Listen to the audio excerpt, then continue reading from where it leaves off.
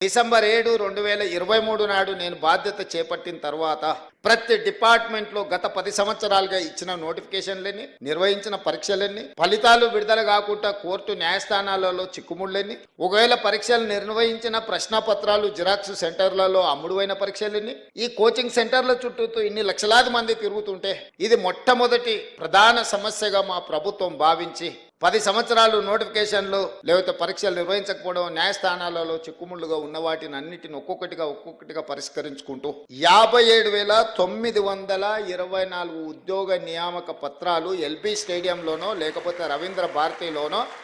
ఏ పిల్లలకైతే ఉద్యోగాలు వచ్చినాయో వాళ్ళ తల్లిదండ్రులతో సహా అందరిని పిలిచి నేనే స్వయంగా ఒక సంబరాన్ని వాళ్ళు ఆస్వాదించే విధంగా వాళ్ళ జీవితంలో ఒక మరుపురాని గొప్ప అనుభూతిగా నిలబడాలి, వాళ్ళందరినీ నేను చూడాలి, వాళ్ళందరి కళ్ళల్లో సంతోషం ఆనందం చూస్తే మేము నిజంగా మా లక్ష్యాన్ని చేరుకున్నట్టే అని చెప్పి ఏ నియామకం కూడా యథాలాపంగా మీ ఇంటికి కాల్ లెటర్ పంపలే. మిమ్మల్ని అందరిని కూడా పిలిచి మీ కుటుంబ సభ్యుల మధ్యలో మిమ్మల్ని మా కుటుంబ సభ్యులుగా భావించి అది ఎల్బీ స్టేడియంలోనో లేకపోతే నక్లెస్ రోడ్డు మీద ఉన్న అంబేద్కర్ సాక్షిగానో లేకపోతే రవీంద్ర భారతిలో మీ మధ్యలోనే మీకు నియామక పత్రాలు ఇచ్చినాం.